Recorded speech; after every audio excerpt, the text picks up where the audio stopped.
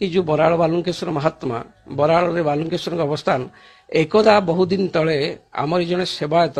ना जदुमणि महापात्र से आठगड़ रजा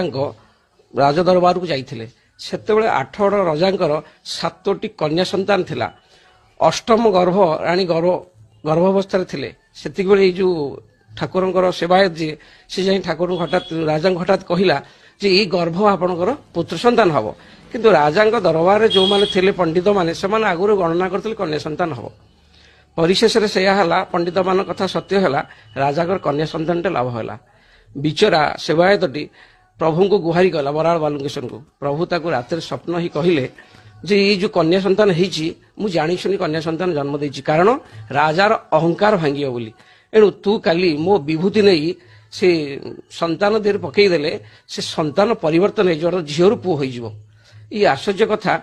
प्रकृत कथा से से सेवकटी आमर एक वज्र विभूति अच्छी से विभूति की नहीं जो से पुओ पर सिंचन कला झील पर सिंचन कला से कन्याटी पुत्र संतान हो गला।